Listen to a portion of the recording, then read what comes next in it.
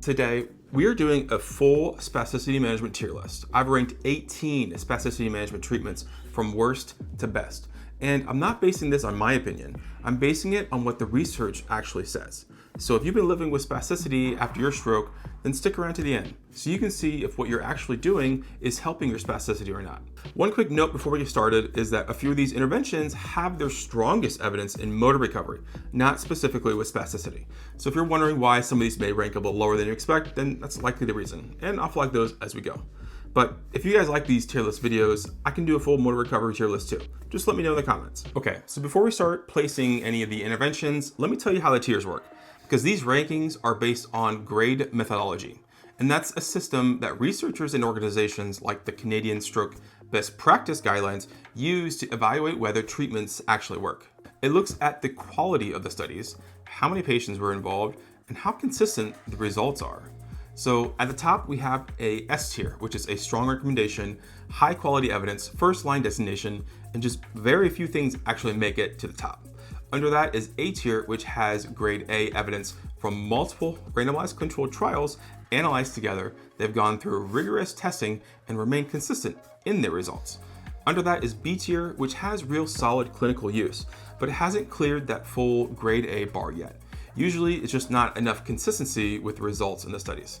Under that, I put an emerging tier, and these interventions show very promising results, but there just hasn't been any completed randomized controlled trials yet, so the science is still catching up on these interventions. Under that is C tier. These interventions have limited spasticity, specific evidence. They are fine as add-ons, but they should not be your primary approach. And then under that is D tier, which is like C tier, but has a role and just a supporting one only. And finally, we have F tier, which means there is grade A evidence that it does not work for spasticity at all. And that's not just weak evidence. That's the research coming back with a clear, this does not work for spasticity answer. First up, we have Kinesio taping, and you've probably seen this colorful tape before.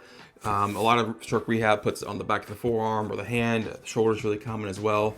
And there's some real clinical rationale behind it.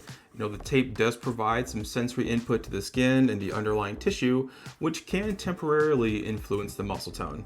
The problem is when you look at the spasticity specific research on kinesio taping, the evidence is just limited. The studies are small, there's short follow-up periods, and the results are just inconsistent.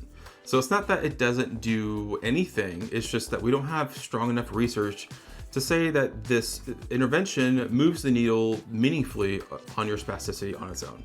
So because of that, it's going to land itself in C tier. It's a reasonable add-on if it's already part of your plan, but it's not something I would build your program around.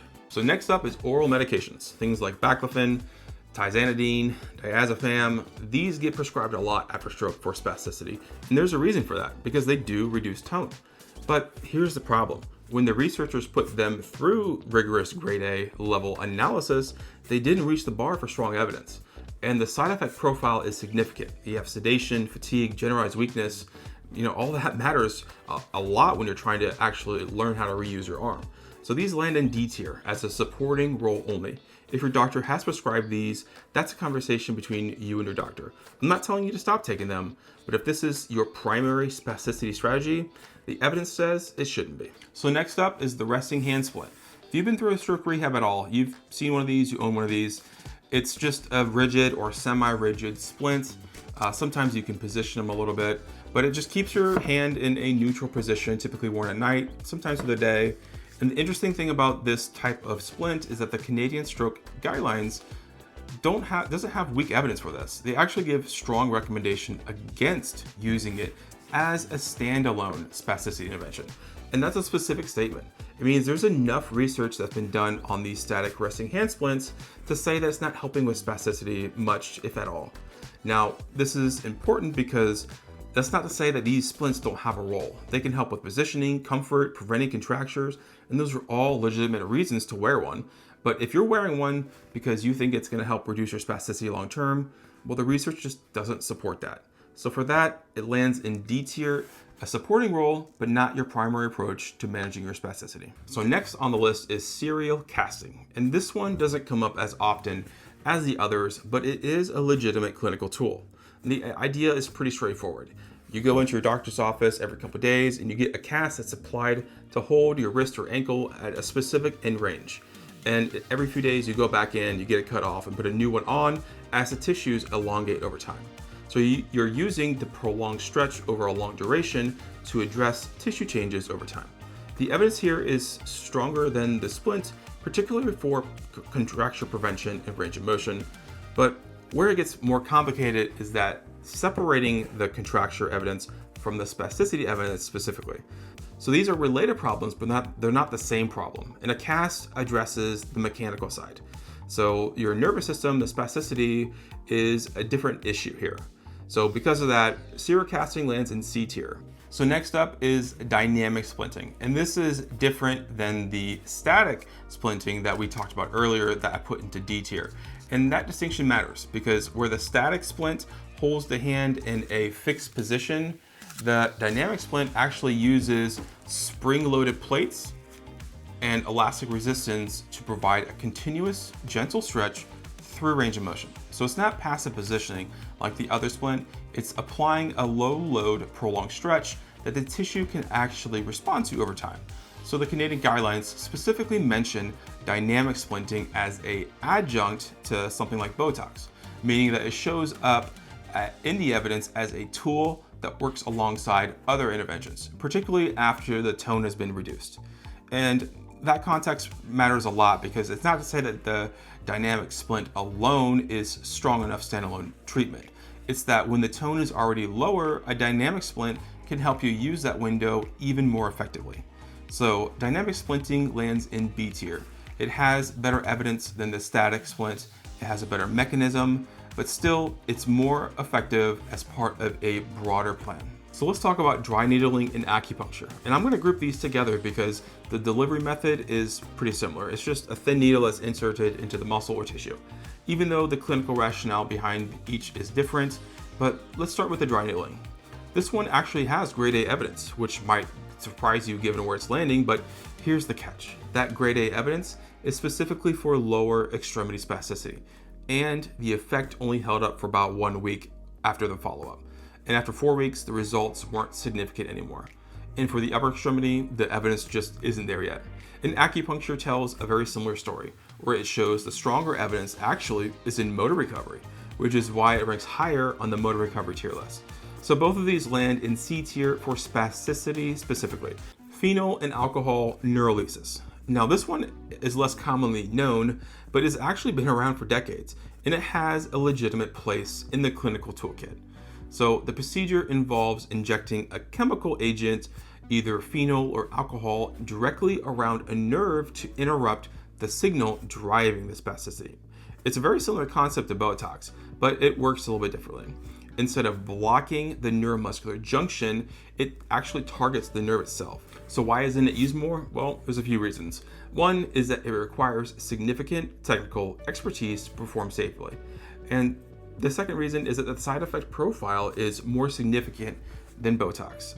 There's a risk of painful dysesthesia, meaning uncomfortable abnormal sensations, if the injection isn't placed properly. And Botox, frankly, just has cleaner evidence base and safety profile for most cases. But where phenol and alcohol neurolysis tend to show up clinically is when Botox isn't practical. Things like large muscle groups that require doses beyond safe Botox limits, situations where cost is a barrier, or cases where someone has developed resistance to the Botox over time. So phenol and alcohol neurolysis lands itself in B tier. It's a real clinical tool with real evidence base. It's just not the first line of defense for most people watching. Now, let's talk about neuromuscular electrical stimulation. If you've seen electrical stimulation devices marketed for stroke recovery, then this is likely what they're referring to. This is when the electrodes are placed on the skin and an electrical current is delivered to the muscles that trigger a muscle contraction. So you're not just stimulating sensation, you're actually making the muscles fire. And the evidence for neuromuscular electrical stimulation on spasticity specifically is moderate. There's some real signal, it's clinically used, but it hasn't cleared that grade A bar for spasticity reduction. But, and this is important, for motor recovery, the evidence is much stronger. Neuromuscular electrical stimulation has significantly higher rankings on the motor recovery tier list. The technology is sound, it's just solving a different primary problem than spasticity reduction. And for that, it lands in B tier for spasticity. Much higher on the motor recovery list though. So before we get into the higher evidence tiers, I want to do a quick pause because everything we've covered so far is general. What actually works for you specifically depends on where you are in your stroke recovery timeline. And most stroke survivors I talk to don't know that. There's a free quiz linked below in the description. It just takes 2 minutes and it's going to help you identify your stroke recovery stage. And that's the clinical framework that we use to figure out exactly what your nervous system needs right now. So it's not a generic plan, it's your specific plan. The link is in the description, take it after the video, and now let's get into the treatments that actually have strong evidence behind them. Now we're gonna get into A tier, and you're gonna notice that the conversation changes here, because we're not talking about moderate evidence and clinical rationale anymore. We're talking about multiple randomized controlled trials analyzed together in systematic reviews. So the bar is pretty high on these interventions. So let's start with the surprising one, which is TENS, transcutaneous electrical nerve stimulation. So there's a lot of talk about neuromuscular electrical stimulation and motor recovery, but not enough talk about TENS for reducing spasticity. So for TENS, you place the electrodes on the skin delivering electrical stimulation, but unlike neuromuscular electrical stimulation, this is working at the sensory level. So there's no muscle contraction, just sensory input modulating the nervous system's output. And that mechanism is exactly why it lands here. The high frequency TENS around 100 Hertz activates inhibitory pathways in the spinal cord. So it's essentially sending a calming signal that dials back the overactive motor output driving your spasticity. So a couple of protocol details worth knowing is that the evidence supports sessions of at least 30 to 60 minutes, 5 days a week for at least 4 weeks. So this isn't just a one session fix, and the evidence is stronger for the lower extremity than the upper extremity. That's worth noting if the hand and arm are the primary concern. So it lands in A tier, strong evidence, accessible technology, and a clear mechanism. Next up is vibration therapy. And I'm going to group 2 vibrations here, whole body vibration and localized muscle vibration, because both have grade A evidence and both work through a similar mechanism. So the idea for vibration is that it activates the sensory receptors in the muscles called muscle spindles. And that sensory input travels up through the spinal cord to the brain, modulating the overactive signals driving the spasticity. So localized muscle vibration applies a vibrating device directly to the targeted muscle or tendon. So the evidence for this is fairly broad in the upper extremity data, in the elbow and the wrist specifically, but it's solid. More accessible than whole body vibration and easier to apply at home with the right device. So whole body vibration is standing on a vibrating platform. And this also has grade A evidence, but with an important caveat in that the research supports it specifically in the early and subacute stages of recovery. So both land in A tier, just know which version applies to your situation. So this next one is one that many of you don't know about yet, and it is repetitive peripheral magnetic stimulation. Let's just call it RPMs. So think of it like this. It uses magnetic pulses delivered directly to a muscle or nerve to calm down the overactive signals driving your spasticity. So it's a similar idea to some of the other A tools we've already talked about, but the delivery is just a different method. So we're working on changing the input the nervous system is getting to change the output the nervous system is giving. But the honest caveat is that this isn't something you're going to walk in and find in most clinics. It exists, the research supports it, it's just not widely available yet. It's worth knowing about, especially if you're working with a physiatrist or a specialist who might have access to it. So it lands in A tier. Strong evidence, just limited accessibility for now. Next, let's talk about intrathecal baclofen. So most of you watching this aren't going to be a candidate for it, but it belongs on this list because the evidence is strong and you should know it exists. So here's what it is. It's this pump that's surgically implanted under the skin and delivers baclofen, a muscle relaxant, directly into the spinal cord. Because it's delivering the medication right at the source instead of through the bloodstream, it works at much lower doses and with fewer side effects than the oral baclofen we talked about earlier. So the evidence for this intervention is solid, but this is reserved for severe widespread spasticity that hasn't responded to other treatments. It's a specialist conversation, a surgical procedure, and a significant commitment to manage long term. So if you have severe spasticity affecting multiple limbs and nothing else has worked, then this could be worth asking your neurologist or physiatrist about. So it's an A tier with strong evidence, but with a narrow population. So let's talk about non-invasive brain stimulation. There are 2 versions we're going to discuss: transcranial direct current stimulation and repetitive transcranial magnetic stimulation. That was a lot. So these sound intimidating, but the concept is pretty straightforward. And after a stroke, one of the sides of the brain becomes overactive and essentially drowns out the affected side. So both of these tools work by rebalancing that. So the repetitive transcranial magnetic stimulation uses magnetic pulses delivered to the scalp to calm down that overactive side. And transcranial direct current stimulation uses a very mild electrical current, we're talking so mild that people can barely feel it, to do the same thing. And the result is a nervous system that's more receptive to rehab. There's less noise and there's more signal. So these are clinical setting treatments. They're not something you're gonna be doing at home, but they do land in A tier because there is strong evidence to support it. So next up is extracorporeal shockwave therapy. Let's just call it ESWT for short. And this one has one of the strongest evidence bases on the entire list. There's 42 randomized controlled trials alone with close to 2,000 participants in the studies. So this is a substantial body of work. The concept is simple. A device delivers pressure waves, basically focused sound waves, directly into the spastic muscle. And those pressure waves break down some of the stiffness and spasticity that's building up in the tissue over time. And that seems to influence the nerve signals driving the tone. So think of it like a deep reset for the muscle. Not painful, most people describe it as like an intense tapping or pressure sensation. But what makes ESWT stand out at this tier is that the duration of the effect. So studies show meaningful reductions in spasticity lasting up to 12 weeks from just a handful of sessions. And that's a longer window than most of the other tools on this list. So the version with the strongest evidence is called radial ESWT. And the research supports at least 2 sessions to have some meaningful results. So it's available at some rehab clinics and sports medicine facilities, and it's worth asking about if you haven't come across it yet. But it's one of the most underused tools on this entire list and how strong the evidence is. So for that, it lands in A tier. Okay, it's time to talk about cryoneurolysis. And this one gets its own tier, and here's why. Because the results are genuinely promising. The procedure uses a cold probe and it places it next to the nerve to freeze the nerve to temporarily interrupt the signal driving the spasticity. The nerve is going to regrow over months to a year depending on where, but in that window the tone is reduced and the arm becomes much more manageable.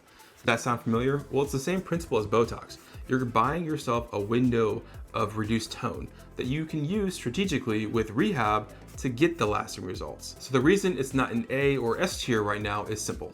There's just been no completed randomized controlled trials yet. So the current evidence is on case reports and case studies, but the major trials are being designed right now with completions estimated around 2028. So this is a case where the science just hasn't caught up to the early results yet. But that's not a knock on the treatment, it's just honesty about where the evidence is right now for this intervention. And in my biased opinion, I feel it's going to be an S tier treatment with spasticity. But we'll have to wait and see what the research says first. I did a fully dedicated video on cryoneurolysis with everything you need to know about how it works, who it's for, and what to expect. The link is in the description if you want to look that up. But for now, I'm placing cryoneurolysis in the emerging tier, but keep an eye on this one over the next year or two. So weight bearing is an intervention we need to discuss. If you followed my channel at all, you've heard me bring up this one a lot. So let's talk about it and where it actually lands. So the idea is simple. When you bear weight through your affected arm, whether that's leaning through the elbow on the table or standing up and leaning through an open hand, you're supporting yourself through that limb and you're sending joint compression and proprioceptive signals all the way up the nervous system to the brain. And that input activates the natural inhibitory pathways that are going to calm down that overactive tone driving your spasticity. So the mechanism for weight bearing is sound. And honestly, my biased opinion based on what I've seen and experienced with my own patients, I want to put it in B tier. I believe in it that much, but this is an objective tier list and the controlled trials that would justify a B tier just aren't there yet. What's out there are small studies and case reports, but no randomized controlled trials with spasticity reduction as the main outcome. So I have to put it in C tier, and here's the honest reason those trials don't exist, because nobody can sell you weight bearing. There's no device, there's no drug, there's no company that's gonna profit from funding an expensive controlled trial on it. So this intervention is limited in that aspect. Not because it doesn't work well, but because there's no money in proving that it does work. So it lands in C tier because it reflects the evidence that we actually have. Just know that part of this gap is really a funding gap. Okay, last 2 placements. And I want to be upfront. These are two of the most important ones on this entire list.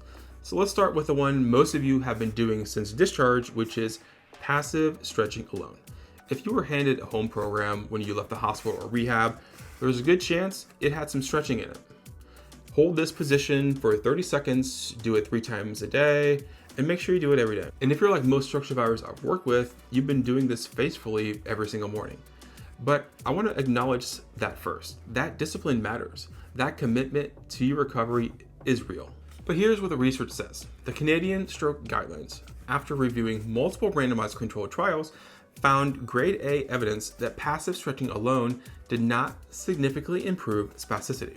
So passive stretching alone stands in F tier. And this is not a weak finding. This is not the evidence is mixed. This is the research looking at this intervention rigorously and coming back with a clear answer. So F tier means that the research that specifically studied this found it to be not helpful at all.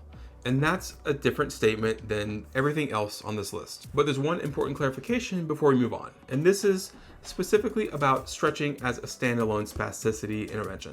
So stretching as part of a combined program for comfort or to maintain range of motion is a different conversation.